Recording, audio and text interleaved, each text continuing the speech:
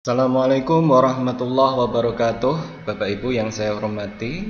Seperti kita ketahui bersama bahwa ada tampilan update dari YouTube streaming ya. Ini kita sudah masuk di YouTube.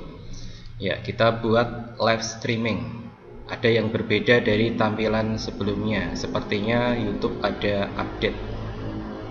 Ini adalah tampilan halaman streaming. Jadi sebelumnya kita ketika melakukan streaming, pengaturannya akan muncul membuat baru atau melanjutkan. Nah, di sini tiba-tiba muncul seperti ini, tidak ada membuat baru. Ini kalau kita melakukan streaming seperti ini, dalam kondisi seperti ini, maka video akan menumpuk di video sebelumnya. Nah, jadi ada dua cara. Yang pertama, kita menggunakan tampilan ini. Syaratnya kita harus melakukan setel ulang stream key.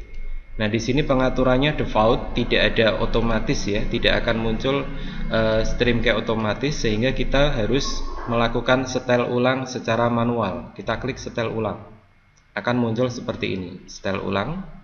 Ya, ini pastikan stream key sudah berubah. Kita klik salin, kemudian kita masuk OBS, kita cek dulu setting stream key-nya. Kita lihat ini akhirannya 4WS0. Nah, kita paste tadi yang sudah kita copy ke sini. Nah, ini sudah pasti berubah ya, berbeda. Nah, kita paste di sini ya. Oke, seperti ini, apply, oke. Kita masuk YouTube Studio. Nah, kemudian jangan lupa kita edit judulnya. Edit. Ya, kita edit, judulnya diganti sesuai perkuliahan yang akan kita lakukan. Ya, kemudian settingan yang lain sama seperti biasa. Setelah itu kita klik simpan. Nah, sebetulnya dengan cara pertama seperti ini kita sudah bisa memulai live streaming. Tetapi di sini tidak ada pengaturan mulai manual maupun mulai otomatis. Dan di sini tidak ada tombol mulai streaming maupun akhiri streaming. Nah, jadi ini adalah settingan yang pertama, otomatis. Kita melakukan streaming, start streaming maupun stop streaming menggunakan OBS. Ya, ketika kita start streaming seperti ini. Ya, kita tunggu proses. Nah, kita lihat di sini, ketika kita mulai streaming, start streaming di OBS, maka otomatis di YouTube otomatis memulai tanpa kita klik mulai, dan di sini tidak ada pengaturan manualnya, serba otomatis. Nah, di sini juga tidak ada tombol akhiri streaming ya. Kita mengakhirinya menggunakan OBS lagi ya. Kita stop streaming, lalu kita tunggu beberapa saat, ada jeda dari streaming dengan yang kondisi sebenarnya. Kita tunggu beberapa saat. Nah, ini bisa dilihat bahwa streaming sudah selesai, jadi otomatis. Nah, tetapi ada jeda sekian detik atau mungkin bisa lebih dari 1 menit. Jadi sekali lagi, ini tadi cara pertama. Kelemahan dari cara pertama apa? Cara pertama tidak ada settingan manual, sehingga ketika koneksi kita tidak stabil maka otomatis streaming akan terputus. Nah, tetapi kelebihannya kita tidak usah setting start dan stop streaming di YouTube Studio. Ya, nanti tergantung, kalau koneksinya memang benar-benar stabil, lancar, silahkan pakai cara pertama. Ya, baik, kita masuk cara kedua. Kita masuk ke YouTube. Kemudian seperti biasa kita klik live streaming. Kita tunggu proses. Nah, ini tampilan seperti cara pertama tadi. Kita tidak menggunakan cara ini, tetapi kita menggunakan kelola atau schedule.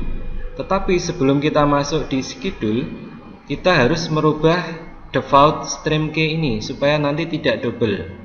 Karena kalau kita tidak merubahnya, maka akan muncul peringatan kuning. Peringatan kuningnya adalah penggunaan stream key yang sama. Nah, ini kita ganti, kita klik segitiga di sini, kita pilih salah satu saja yang selain default. Saya coba pilih yang 720p. Oke, kita tunggu.